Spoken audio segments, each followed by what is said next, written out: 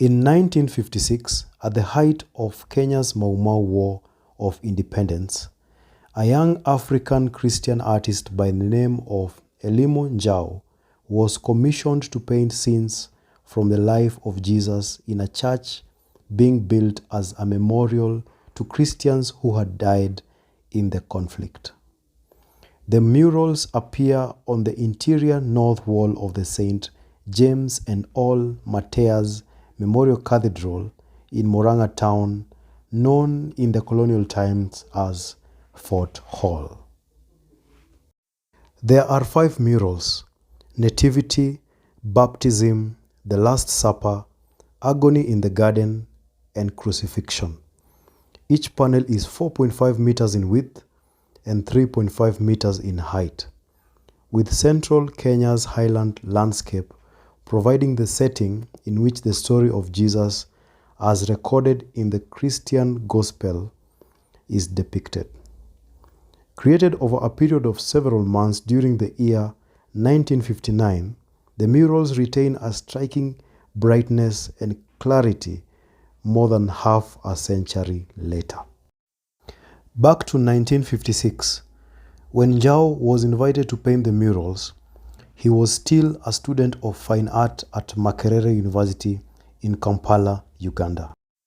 The artist managed to slip through the turmoil in the district where some of the worst fighting in the Civil War took place, and was later hosted by Bishop Obadiah Kariuki, and spent several months learning the local landscape, absorbing the contours of nature, culture, and politics.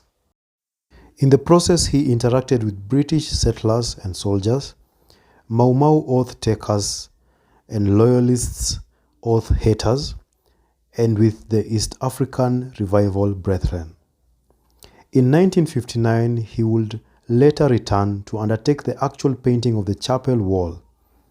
Within a single month, and with the bishop praying for him daily, he completed his mission, leaving unsigned 5 stunning 3.5 meter by 4.5 meter murals depicting key moments in the life of Christ.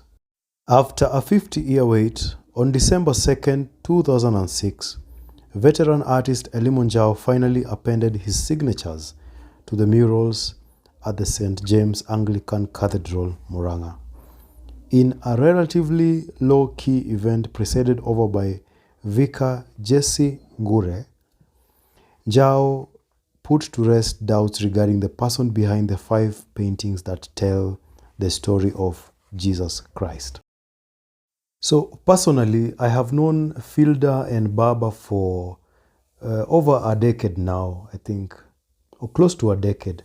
I've known them since 2010 when they supported me and gave me one of the first exhibitions as a student.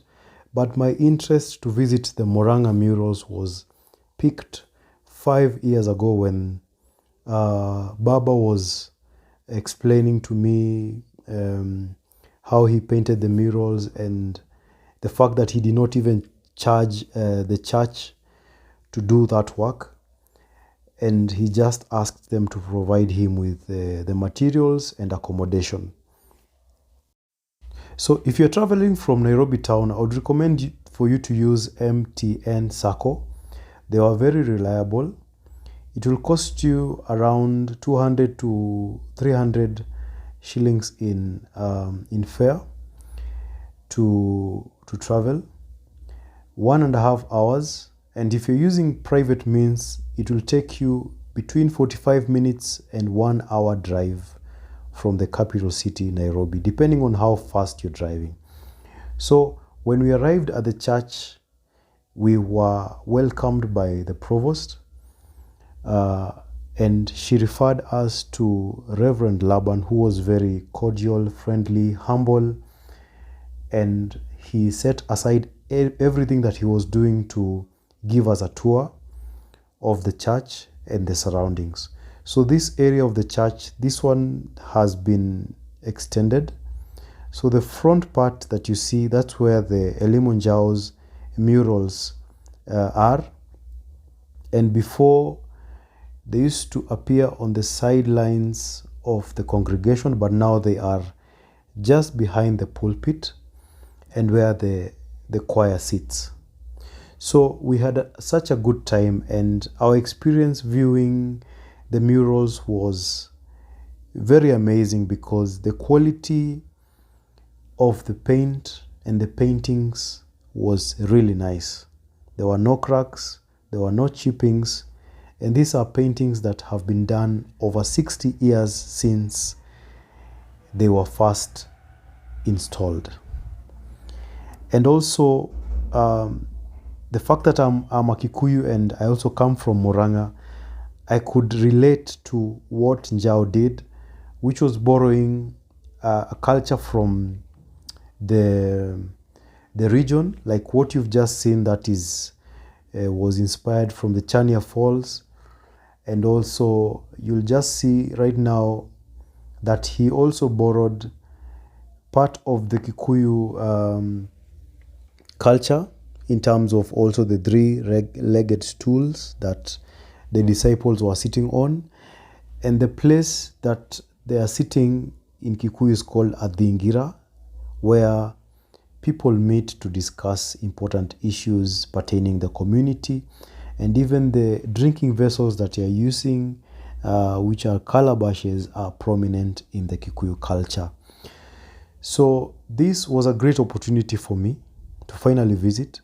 Even the walking sticks, as you can see.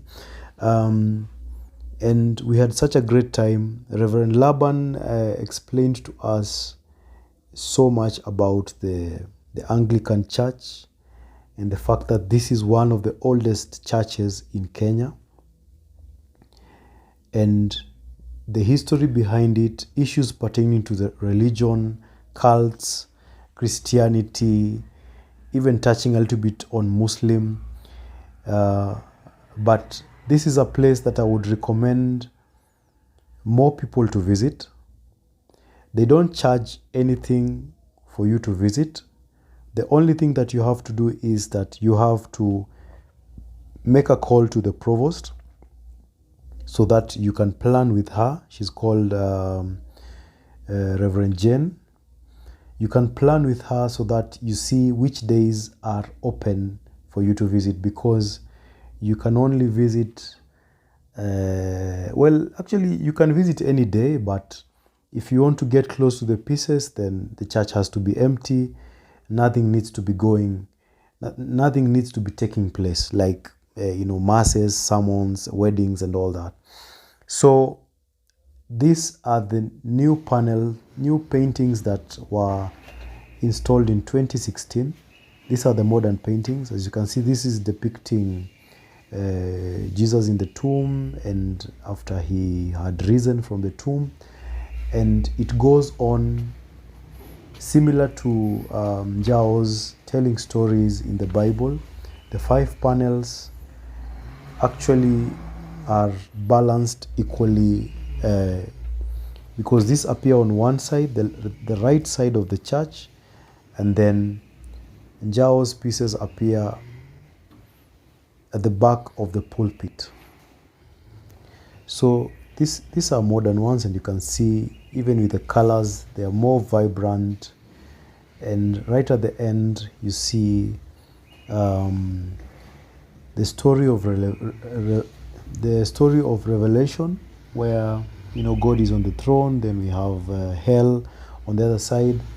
So this is a trip that I really enjoyed, and I would recommend more artists to visit, and even more Kenyans to visit, especially the locals, because most locals don't even understand the importance of this historical site. Thank you so much for watching. I'll see you in the next video.